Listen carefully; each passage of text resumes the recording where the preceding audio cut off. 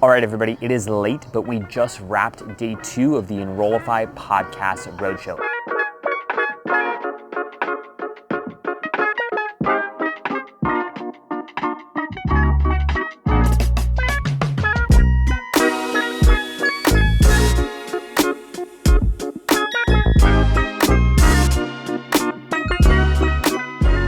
Yesterday, we spent a lot of time talking to students about what they think about the future of higher education. So today, we wanted to spend a little bit more time talking to faculty and staff about what they think.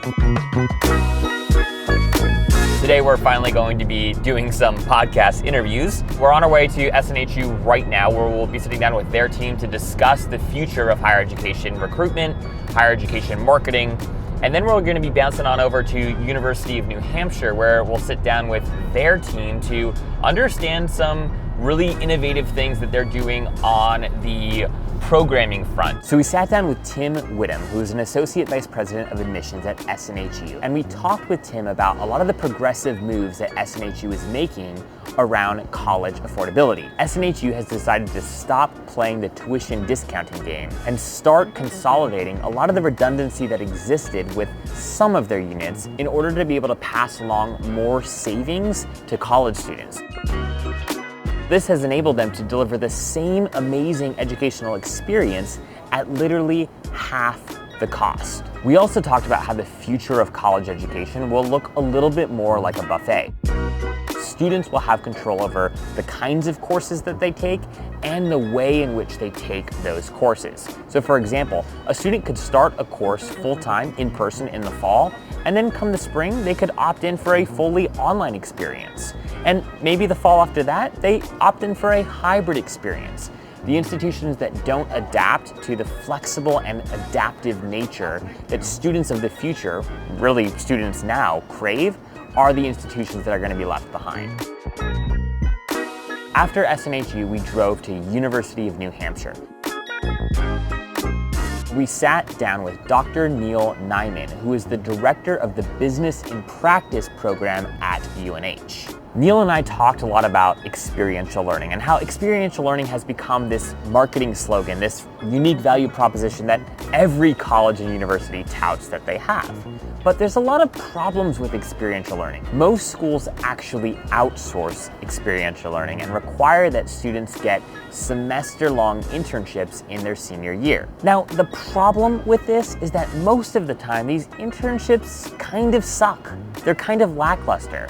It essentially looks like a student finds a job at a local agency, they go, they work at that local agency, and they do a lot of data entry or office chores because the reality of the situation is that the agency leadership doesn't have time to manage these student interns. UNH has decided to take a different approach. Rather than outsource experiential learning, they bring experiential learning into their curriculum. And this is what it looks like.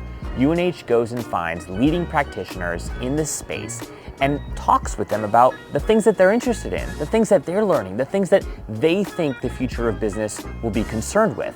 And they help these practitioners design courses that these folks can then come and teach to UNH students.